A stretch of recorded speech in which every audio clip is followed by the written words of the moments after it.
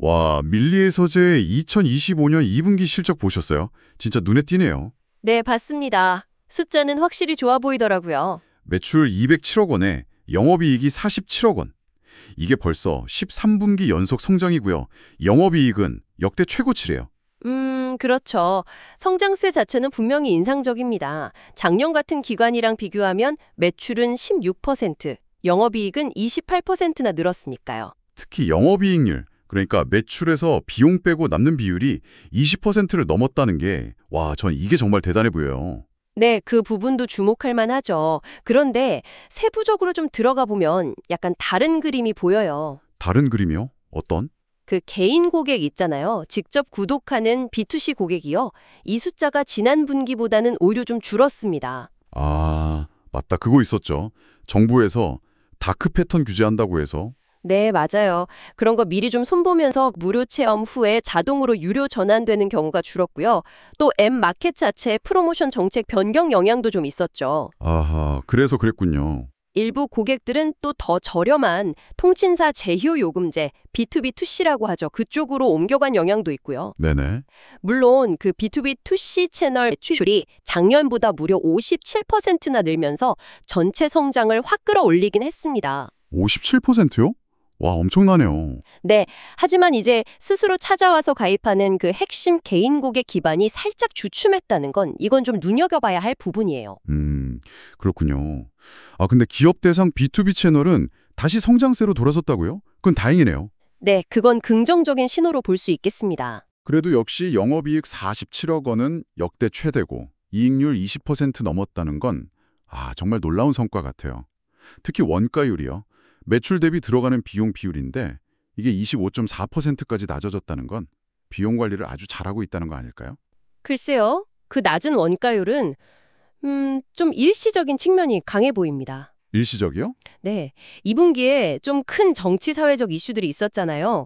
그래서 전반적으로 콘텐츠 소비 심리가 좀 위축됐고 신규 콘텐츠 공급도 약간 줄면서 비용이 자연스럽게 좀 내려간 영향이 큽니다. 아, 그런 배경이 있었군요. 물론 아까 말한 B2B2C처럼 좀 가볍게 이용하는 고객 비중이 늘면서 구도적으로 원가가 조금씩 개선되는 측면도 있긴 하겠지만 2분기처럼 이례적으로 낮았던 수준을 계속 유지하기는 쉽지 않을 겁니다. 실제로 보면요. 2분기 영업이익 자체도 바로 직전 1분기랑 비교하면 한 2% 정도? 살짝 줄었어요. 아, 그러네요. 정말 계속 비용 관리가 중요하겠어요. 그렇죠. 자, 이런 상황에서 또 새로운 성장 동력이 필요했을 텐데 마침 딱 6월 30일에 웹소설 플랫폼 밀리스토리를 열었잖아요. 네, 그렇죠. 밀리스토리. 기존 전자책 구독에다가 웹소설 그리고 곧 나올 웹툰까지 이걸 한 번에 구독으로 다 볼 수 있다는 거. 이거 정말 매력적인데요. 보통 웹소설은 한 편씩 결제하는데 밀리는 구독 모델로 딱 차별화를 한 거잖아요. 네, 그 구독 모델이라는 점이 확실히 좀 다르죠. 뭐 공로 작가 같은 인기 로맨스 작가 오리지널 작품도 확보했다고 하고요. 맞아요. 출시 초기에 트래픽도 한 10% 늘었다고 하니까 일단 시작은 나쁘지 않아 보입니다. 웹소설 시장이 1조 원, 웹툰 시장은 뭐 2조, 3조 원까지 보니까 기회는 분명 커 보이죠. 그렇죠. 정말 기대가 커요. 하지만 이게 또 넘어야 할 과제도 만만치 않습니다. 역시 그렇겠죠. 어떤 점들이 있을까요? 우선 밀리스토리 관련 비용이요. 웹소설 콘텐츠 확보하고 플랫폼 운영하는 비용인데 이게 2분기 실적에는 거의 반영이 안 됐어요. 6월 말에 열었으니까. 네, 그렇죠. 시간이 부족했죠. 이게 3분기부터 본격적으로 반영되기 시작하면 지금처럼 높은 이익률을 계속 유지하기는 어려울 수 있습니다. 비용 부담이 커지는 거군요. 특히 웹소설 독자들은 일반 전자책 독자들보다 훨씬 많은 분량을 아주 빠르게 소비하는 경향이 있거든요. 그래서 생각보다 콘텐츠 원가 부담이 더 커질 수도 있어요. 소비 패턴 자체가 다르군요. 웹소설은. 흥미로운데요. 그렇습니다. 그리고 또 하나 중요한 게 바로 IP, 그러니까 지식재산권 확보 전략인데요. IPO? 네. 예를 들어 예전에 엄청 인기 끌었던 전지적 독자 시점 오디오북도 밀리의 서재가 원작 IP를 직접 가진 게 아니었어요. 특정 기간 동안 독점적으로 서비스할 권리를 확보한 형태였죠. 아, 그랬었군요. 웹소설이나 웹툰은 보통 원작 IP는 작가가 갖고 2차 저작물 IP는 제작사가 갖는 경우가 많거든요. 결국 밀리의 서재만의 오리지널 콘텐츠, 이걸 얼마나 잘 만드느냐가 중요해지는데 이건 뭐 단기간에 성과 내기가 어렵죠. 시간과 투자가 꾸준히 필요하고요.